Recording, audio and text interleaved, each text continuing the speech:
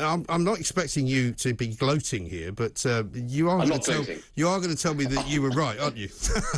No, it's too early to gloat. It's way too early to gloat. But the indication is that it makes this new policy on deporting people out of the country, it doesn't seem to have legs on it. And it always looked a bit dodgy from the beginning. And I always felt it was, smoke and mirrors to distract from reality.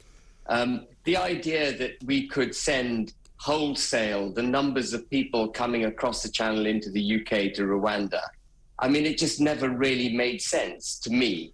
Here we have it.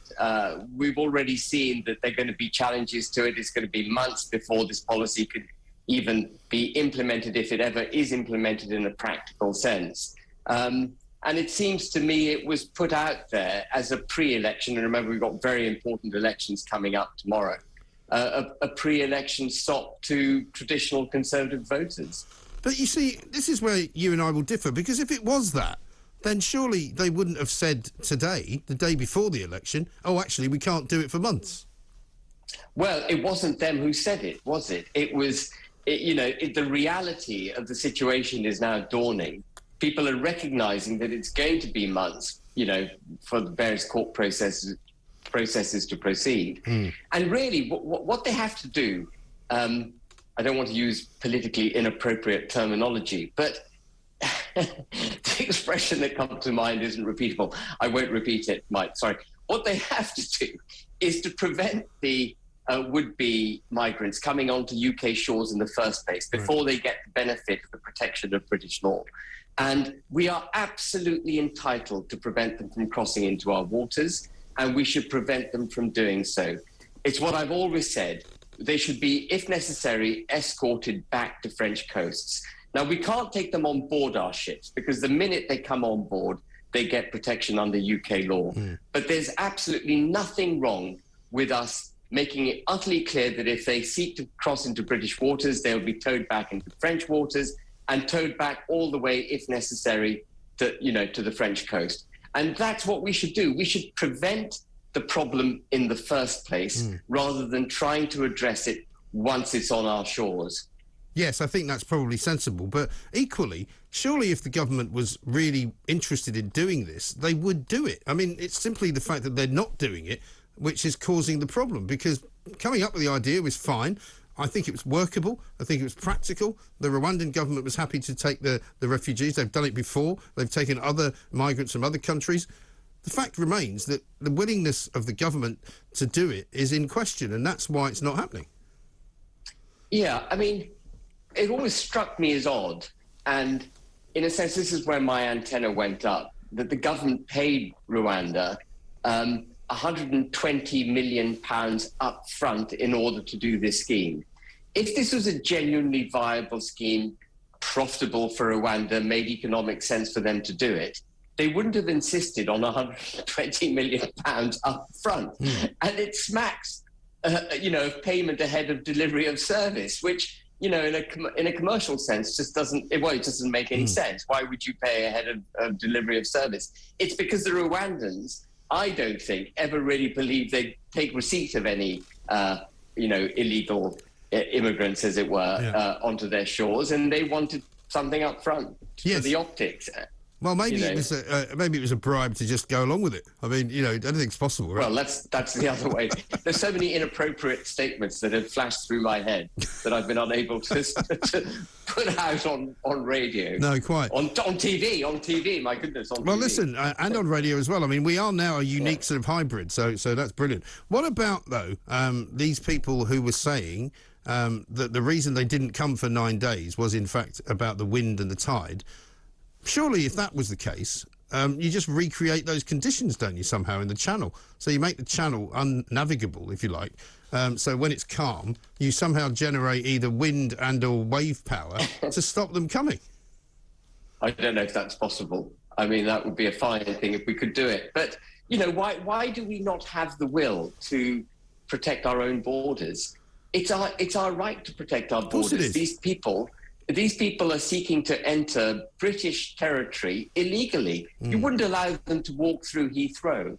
without going through immigration. And if they got to immigration at Heathrow and didn't have valid passports, papers, and so on, they'd be turned back. Yeah. So why is it that we're so weak at our... it's because of the physicality required to prevent them from crossing. Yeah. But we need to get physical. We need to make it clear to them they can't come into our waters. Yeah. And that's the point at which to do it. Because they're taking advantage of our good nature, effectively. The people traffickers are profiting in a criminal way. The gang culture is growing because it means that many of the people who come here are going to be working in criminal gangs, which is surely, enticing people to commit crime. You know, there's so much wrong with it. I likened it the other day. There's so much. Yeah, to somebody. It's a bit like coming downstairs in the morning to find that there's a burglar sitting in your living room, but instead of calling the police and kicking him out, you offer him a room upstairs. Absolutely. And, bear in mind, we have paid France something like £250,000 now over the last few years, £50 million alone last year, to do this job. And actually French policemen and coast guards have just walked along the beaches watching these people themselves in their dinghies and done absolutely nothing about it. And I think it's time the British state effectively took France to task. And the way to do it is in a practical sense, not through the courts. In a practical sense, have British boats towing these people back to the French shore, put them back on French territory. And are the French boats, is the French Navy really going to challenge us? Well, let's have it out with France. They've taken money. They've taken £250 million from the United Kingdom. We've just spent another £120 million on Rwanda. That is £370 million of British taxpayers' money that's gone into failed schemes. For goodness sake, develop a bit of a backbone and enforce our border. That's what needs to be done. It's simple. Yes. And we have the right to do it. The notion that we can't do it, by the way, is wrong. We have the right in international law to police our borders. Yes, but as you say, once the migrants land on the beaches or come into any a British-owned ship, like an RNLI ship or Border Force, they are technically allowed to claim asylum. And at that point, we have to take that claim seriously, right? Yeah, at that point, you're subject to international law on the subject, And so what we've got to do is prevent the problem from being created in the first place. And that was what always struck me as being wrong about the Rwanda problem. It allowed the people to come onto our shore.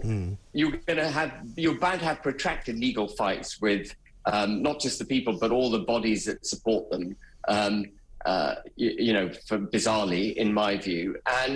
And then you've got the costs associated with it. And then you've got all the optics, which no doubt would have come into play with these people going to Rwanda, not being treated well. There'd be case studies.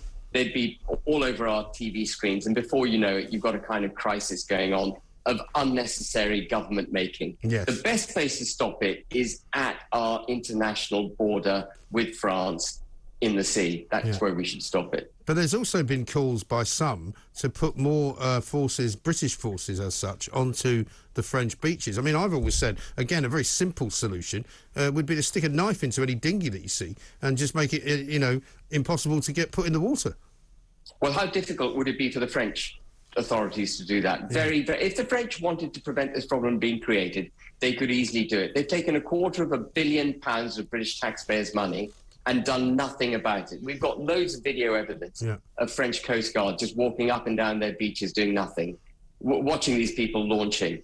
It's a travesty. And the Prime Minister needs to forget about complicated schemes that might be challenged in international courts. What he needs to do is get robust with Macron, tell Macron to sling his hook, not pay him a penny, and enforce our borders. Yeah. Absolutely right. I couldn't agree with you more, Ben. And I'm sorry that that this has not worked out, but I still think it could if only they would, as you say, get a backbone. Ben Habib, Brexit Watch, a chairman, of course, former MEP.